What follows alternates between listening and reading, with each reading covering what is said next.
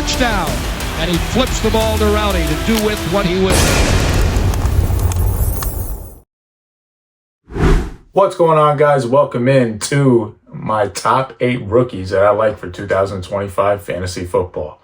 And as you guys know, if you listen to anything related to my content, rookies are the backbone. They are the key to not only dynasty formats, but even season-long formats. I am a big proponent of studying the rookies, getting ahead on the rookies, because when it comes to your casual league buddy, taco, whatever, they're not studying rookies. They're studying the guys that they saw last year on game tape, guys that when they go to the bar on Sunday, they already know the guy's name. A lot of these rookies, aside from the big names like Genty,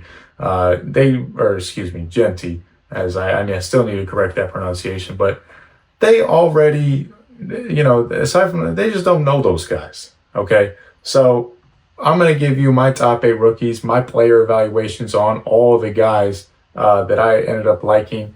I'm only going to do 8 names because we could be here all day. There's a ton of rookies out there. And as we go along, getting ready to go for the 2025 season, I'll get you more. So let's jump right into it. Number 8 on the list, I'm going to start off with Gwen Judkins from the University of Ohio State, who ended up getting drafted to the Cleveland Browns. Judkins was a transfer from Ole Miss, who already, 4-star prospect, liked him a lot. But was really just my one concern with Judkins. Can he really be the guy to be the focal point, be a bell cow running back? And man, when the college football playoffs came around for Ohio State, he really, really turned it up and kicked it into another notch. And wow, he was outstanding in the college football playoffs.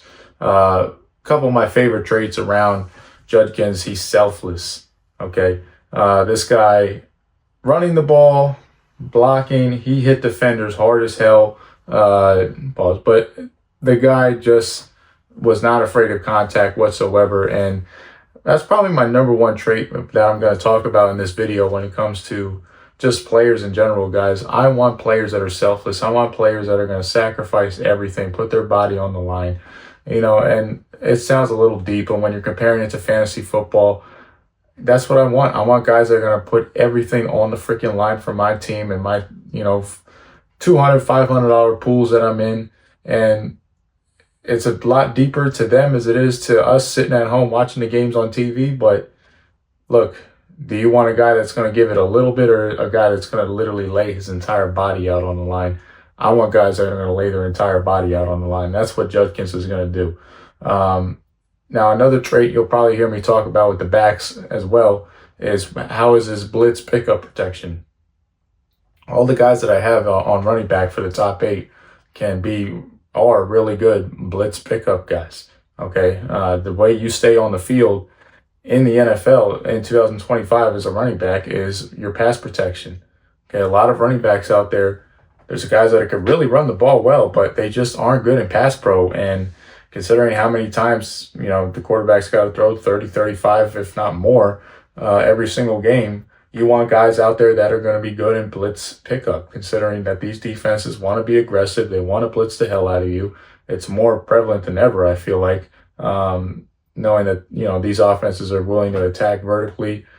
Defensive coordinators will just send it time to time. If not, there's some guys out there that will send it what seems like every other play. So you're going to need a running back to step in and make some protections, and Judkins is really good at that.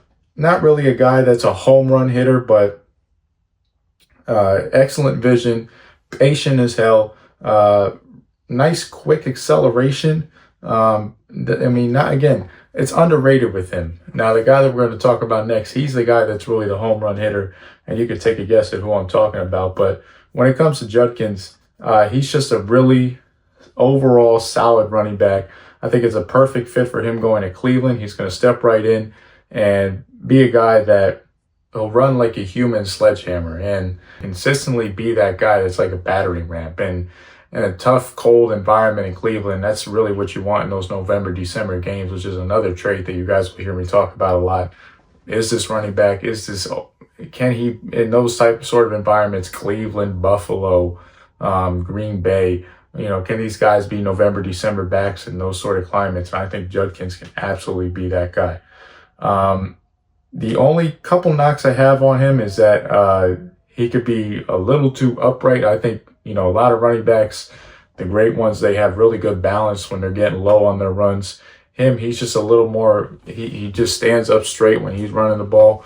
And I get it. I mean, everybody has their own style. I mean, we're talking about, Genty was getting knocked on by Chip Kelly because he wanted to change his stance from, being basically standing up in the backfield to being a guy that's, kind of, I don't want to say bent over because that sounds a little funny, but you guys kind of understand what I'm talking about. You've seen the headline by now.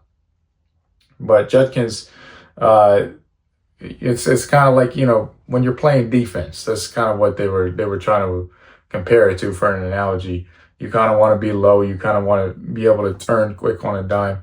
And when you're standing up, completely straight, it's very hard to do that. And it's, usually the low man wins in any sort of sport. So that's just my only knock on him. But a power back trapped in a scat back's body is really my bottom line analysis on Quinshon Judkins. I'm a big fan of him, and I will be selecting him in my drafts. Number 7 on the list, we have Trayvon Henderson, who went to the New England Patriots. I mean, the fact that Trayvon Henderson fell to the 3rd round, I mean, that to me was pretty crazy. What do I say? If you know me, not only is a running back, their job is blitz pickup, but can he affect the pass game? And Trayvon Henderson can absolutely affect the pass game. His hands are very, very solid. His vision, his electric burst, his acceleration. He's a 4.43 guy. This guy, even in the championship game, he took a little screen, went to the house. This guy can really change it and be a dynamic running back for New England, and that's something that they need. They haven't had that in a very long time. And considering, Stevenson really isn't that guy. I mean, I think Stevenson can impact the pass game, but he's not really that home run hitter. Henderson's going to be a guy that they desperately need to come in and give Drake May just that extra boost and make his life a lot easier. When you talk about yak, the only person in the college football landscape that was ahead on average yak was Genty. So that just goes to show what kind of playmaker Henderson can be in space. Again, just like Judkins, he's selfless. He was a 5-star recruit coming in Ohio State, #1 running back in the nation, dominated his freshman year. Sophomore took a little bit of a slump, so they decided, let's bring in Judkins, and he didn't complain at all. He didn't, a lot of guys, let's be real, they just, if it's one block of adversity, this one thing getting in the way, they have the ability to just boom, they're transferring, they're out of there.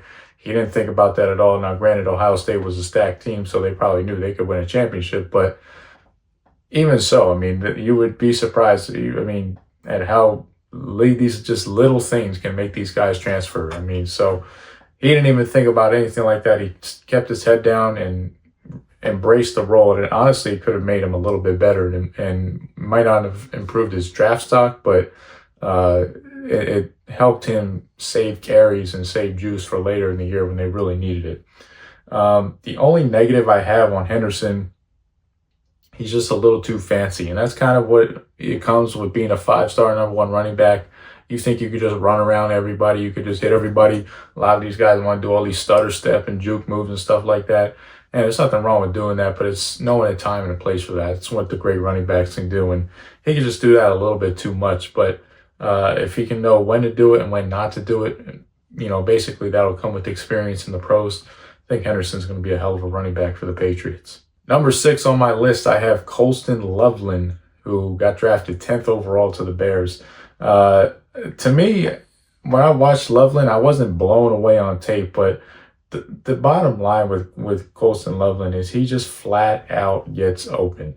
Okay, he's not a great route runner, but he's good enough. He gets the job done. But you just watch him at Michigan, and he just gets open. I mean, that's what the great tight ends do.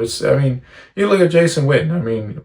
40 years old and almost when he was in the NFL, and he slow as hell, and he just got open. That's just what the great tight ends do. They get open and they move the chains, and that's exactly what Loveland's going to be. Now, For Chicago, from a team perspective, which, I don't want to go too far in depth with that. I don't like what they're doing. I think they're just still adding to the perimeter. I know they traded a late round pick for Joe Thuney, but if anybody watched the Super Bowl, Joe Thuney got absolutely destroyed. So there's a reason he went for a 5th round pick or whatever, or 4th round pick, whatever the Bears acquired him for. But I just think they still needed to build more on the offensive line, and they still want to get all the weapons in the world for Caleb, which is, just good for fantasy, but at the same time, I don't know if it'll improve the Bears' overall picture. Now, obviously, Ben Johnson's coming in there. They're not going to have the 1st round pick not get the ball, especially at 10 overall, not get the ball consistently. So Lovelin will be a guy, Komet's still there, but he'll be a guy that's involved very heavily with the pass game over the middle. So the target should be there, but I'm just worried about the overall picture more so with the Bears. But Lovelin himself, I think, is a hell of a player. Now, obviously, I will talk about my favorite tight end in the draft who's coming up, which isn't a big surprise who. But Lovelin's just a guy that I feel he had a terrible quarterback play at Michigan. Whoever that quarterback, I forget, I think the guy's name was like Warren or something. Not Warren, the tight end, who we'll talk about, but I don't know what the hell his name was. He was horrible.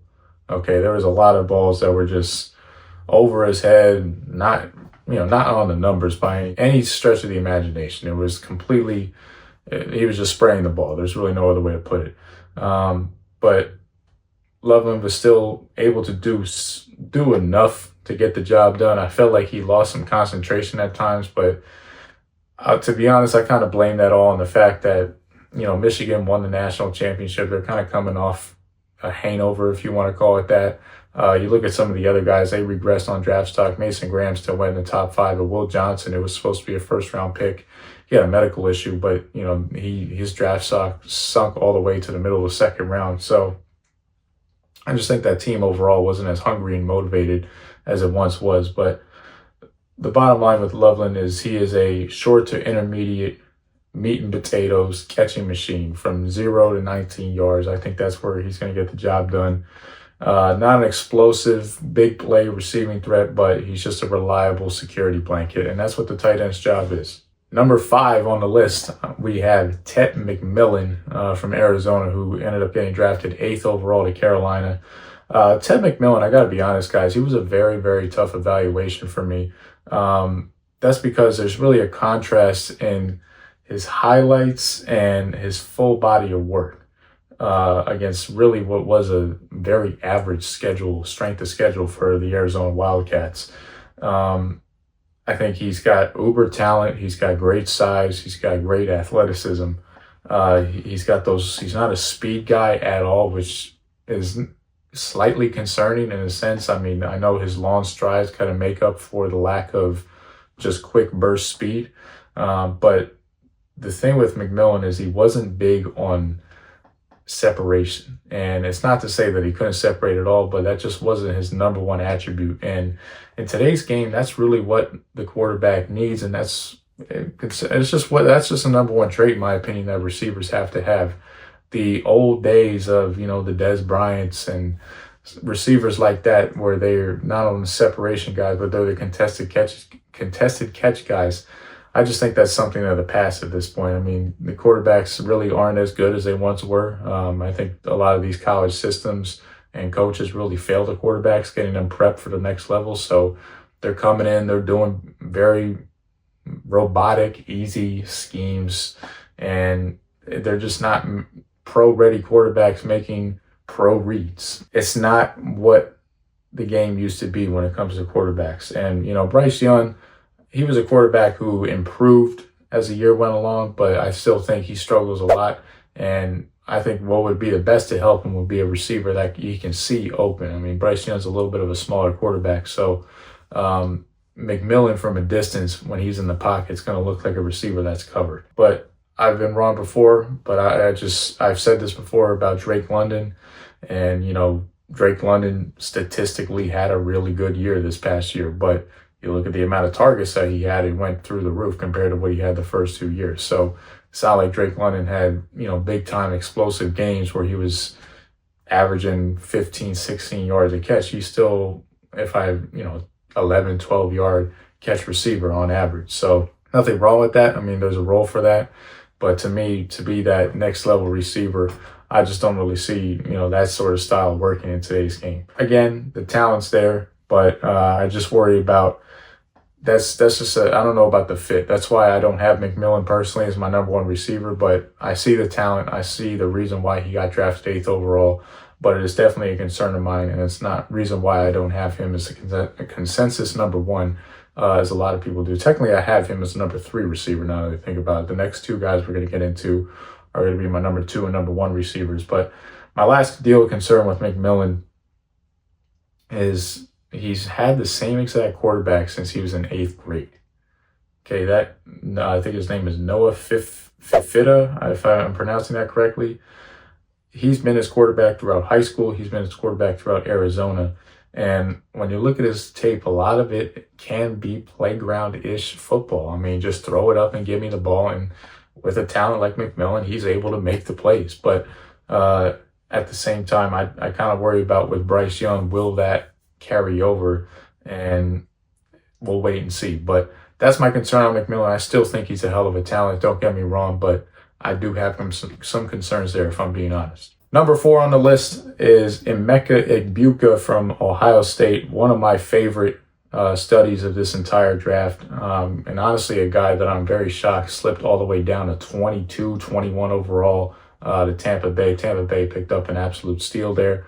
Even though just when it comes to reality football, I'm not a fan of, drafting receivers early because I think there's bigger needs, plain and simple. But I think Tampa just got a hell of a steal there and a guy that could eventually replace Mike Evans one day.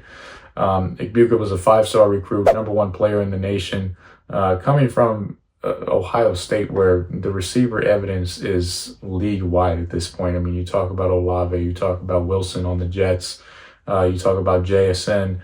There's just guys on guys at this point that have come out and proven that they're going to be great receivers in the NFL. Ohio State is a receiver factory. That's pretty well known at this point. A couple of things that I really like about Ibuka: he's a route architect.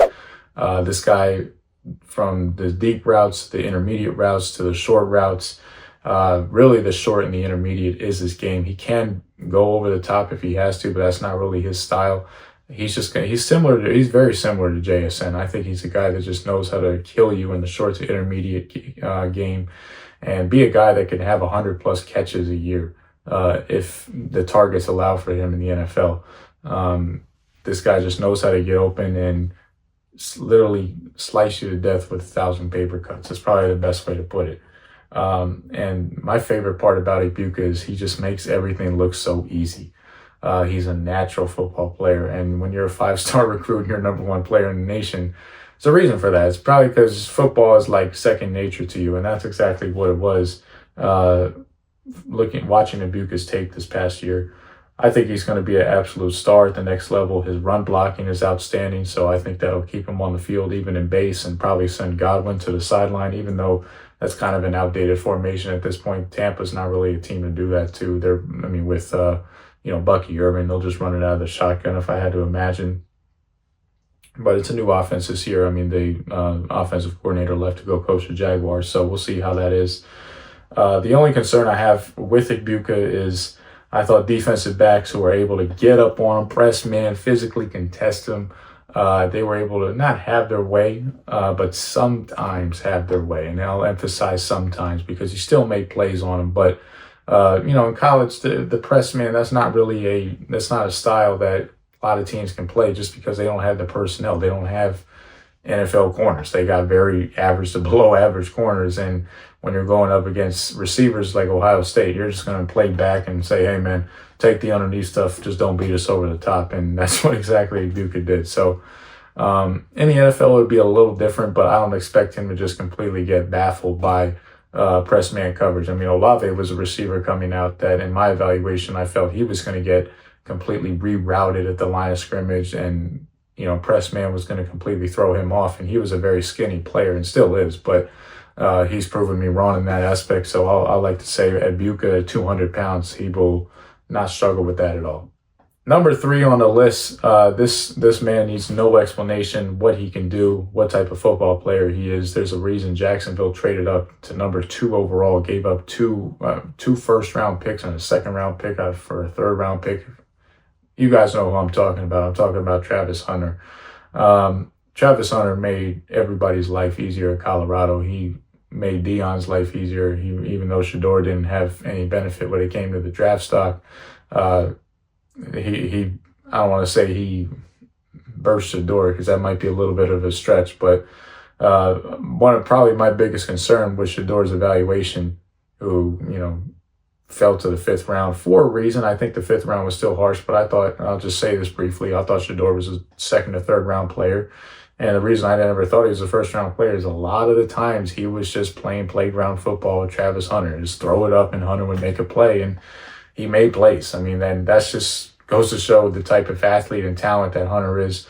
Hunter was the number 1 player in the nation. Every school in the world wanted him. He was a high character guy as well, which is why Jacksonville traded up and go get him. Jacksonville desperately needs a culture shift. They need winners. They need guys that are going to do whatever it takes. And there's just been nothing but the last 15 years in Jacksonville of just nothing but losing. I mean, I know they won their one playoff game versus the Chargers, but you take that away. I mean, Jacksonville's been the most losing organization aside from the Jets in the entire NFL, maybe even the Giants too. But I mean, they've been the most losing organization in the NFL. They need a guy that's going to revolutionize that team, and Travis Hunter could potentially be that guy. He just makes life so freaking easy for the quarterback. And when I was evaluating him, I thought at first, just because the need for defensive backs, I mean, when you look at NFL teams from a reality perspective, outside of the quarterback position, the 2 positions that you really need, you can't get enough of. Number 1 is offensive line, and number 2 is corner. You need corners. You need a lot of corners, and you probably need at least 3, if maybe even 4 good corners. Usually, if you don't have 3 good corners, I mean, when you go to nickel, you're screwed, because that one corner who stinks is just going to get picked on the entire game. And pretty much, luckily we're seeing some sort of shift back to base formations and stuff like that with Derrick Henry and Saquon Barkley and the type of years that they had. But the NFL is still a passing league. And when teams are going to be asked to go on 3rd and longs and they're going to go to dime, you're going to need corners. So that's why I thought Hunter was going to be a corner first, a receiver second. But when you watch his tape at receiver, it's like, wow, this guy is the best receiver in the draft, and he was a part-time receiver doing so. That just goes to show what kind of athlete he is. He's a natural at creating throwing windows, even though he looked really skinny, man. Hunter looks like a skinny guy, but I've seen him out-muscle a lot of corners that he went up against in Colorado. He attacks the ball like no other. When the ball's in the air, it's his ball. There's no ifs, ands, or buts about it. He can go up and catch the ball like no other. And that's just rare talent, athleticism. And there's just some guys out there, when the ball's in the air, it's theirs. It's a mindset, it's athleticism, and it's honestly a God-gifted talent.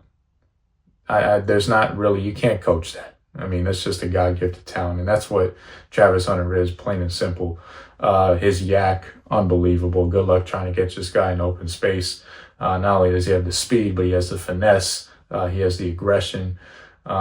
This guy, he's just flat out, he's a playmaker. He's a flat-out playmaker. There's really no other words that need to be said. You guys don't need me to sit here and tell you how good Travis Hunter is. Now, number 2 and number 1. Number 2 might be a little controversy, but number 1 is probably, you guys can guess who it is. Number 2, one of my favorite evaluations from the last couple of months of watching the rookies. I love Tyler Warren. I think Tyler Warren is going to be an absolutely outstanding tight end in the pros. I like him more than Colston Lovelin, just because I thought there was a little bit more you can do with Tyler Warren. He was just a lot more precise and a lot more versatile. Tyler Warren lined up everywhere. Okay, he was a quarterback, he was a receiver, he was a tight end, he did the slot, he did the outside. There's one play I saw, and it was against USC, I believe. He lined up as a center. He literally lined up as a center and went out for a route. I guess he's eligible or whatnot, but that just goes to show the type of versatility. I mean, what kind of tight end out there lined up as a center? I've never heard of that in my entire life, and I've been watching football for almost 20 years at this point. So this guy is unbelievable. No other way to put it. Selfless as hell. The guy will lay out every single inkling in his body for blocking. He's not a tight end that takes off blocking. He will block whoever he has to, whether it's a defensive tackle, a DN, a linebacker, corner. He will lay his body out on blocking. One of my favorite things about him is that, Penn State will run a lot with that 5-star running backs. I think his name was Singleton. So he'll sell a block and then go out and just leak out into a nice, easy route for the quarterback. And that's a pro move right there, to do that at the college level that well. To be that young and have that in your repertoire just goes to show the kind of ceiling that this guy has. Just like Lovelin, he knows how to get open. He's very crafty in his route running. I think his route running is a lot better than Lovelin. Lovelin, to me, was a little bit sloppy of a route runner, but Tyler Warren, I think he was a lot more precise. Really good at leverage, which, also comes with not only route running, but, blocking. That's kind of another art of football, is you just got to know how to win the game of leverage. Low man wins. 4.5 guy, deceptive speed though on the field. I thought, not a guy that's going to take the top off, but I saw a lot of times when they put linebackers on him, he was falling behind those guys were falling behind pretty quick. So in the NFL, I think there would be some guys that are going to be fooled by that as well. But he's just flat out dependable. Whatever you need this guy to do, he's flat out dependable. And I think he's going to make Anthony Richardson's life a lot easier. Anthony Richardson really never had a tight end, which is something that he needs desperately. When you look at Lamar Jackson, a big accelerator in his career was having tight ends like Mark Andrews and Hayden Hurst, and even Likely. That really got him going and just made it a lot more easier for him. And I think, the Colts looked at that, and that's partly why they went ahead and selected Tyler Warren, even though they had needs on defense and offensive line. They just they needed to give somebody in there to give Anthony Richardson's life a whole lot easier. And having a security blanket like Tyler Warren is really going to be the answer, in my opinion. Excellent pick, and really a fun player to watch. I think, honestly, we're going to be talking about Tyler Warren in a decade as, one of the best tight ends to ever do it. I'm not going to say he's Brock Bowers, because Brock Bowers, could honestly be that as well, considering the first year that he had, but I'm going to put him slightly under Brock Bowers. And still, you're going to want that guy on your fantasy team, plain and simple, considering what Brock Bowers did last year. He was one of the top players overall. And then my number one fantasy rookie, really not a secret to anybody out there. It's a consensus one. Ashton Genty, Boise State now, and I almost said an Oakland Raider, but I'll still say an Oakland Raider because that's what they are to me growing up. But does this man really need any explanation? When you look at the usage that he's going to get, Pete Carroll has always been a guy that's a proponent of running the football. You can go all the way back to, the days of Reggie Bush and Lindell White. He is run first. That's always how Pete's been. And, bringing in Chip Kelly, I know people will have, their back and forth on all that stuff, but Chip Kelly is really good when it comes to run schemes. He, when he was at Oregon, he had remember that little 5'8" running back that he got, to be a big-time player. Mariota was, a big-time runner. He went over to Filthy. LaShawn McCoy was a hell of a running back in that era, even though you can't stand a guy watching him on TV. He sounds like an idiot, but regardless, that's beyond me. But hey, you got to give Chip Kelly the benefit of what he could do when it comes to his run schemes. They're pretty good. So I think it'll be a lot more improved than somebody like Antonio Brown, who can't coach to save his life. But looking at Ashton Genty for the player himself, rare determination. This guy, he is going to do whatever it takes. Again, common trait with a lot of these guys that I like, selfless. He will do whatever it takes, blitz, pick up. You could just tell if you watch any interview with this guy, the sort of character that he has. Not only is he first one in, last one out, but This guy just does whatever it takes, man. And that's really what the great players do. They do whatever it takes. And this is all across any sport. You look at the LeBron James, the Kobe's, the MJs. I mean, they do whatever it takes. And that's what I think Ashton Genty is. From a pure running back, my favorite trait about him is his contact balance. When this guy gets hit, he doesn't go down. And it's not like he's a power back where he'll run through you, but he just bounces off defenders. And that's probably the best thing that you could have as a running back is balance. To just be a guy that's a pain. You need multiple guys to bring you down when you're running with a full steam ahead. That's very hard for defenses to take care of. And even though the Raiders really don't have much of a passing game right now, I mean, Brandon Gino will give them a little bit of an improvement with a couple of guys they got on for weapons. But I just think the Ashton Genty effect will definitely make everyone's life easier. You look at Boise State quarterback Maddox Madison, his stats last year, he was 22 touchdowns to 3 interceptions. Okay. And on paper, that's pretty damn good, but there's a reason that's 22 touchdowns, 3 interceptions. It's because Ashton Genty was there. Just like, Jalen Hurts only had 350 attempts. He had about he literally had around that same stat line. It was like 23 touchdowns, 5 or 6 interceptions, 4 interceptions maybe.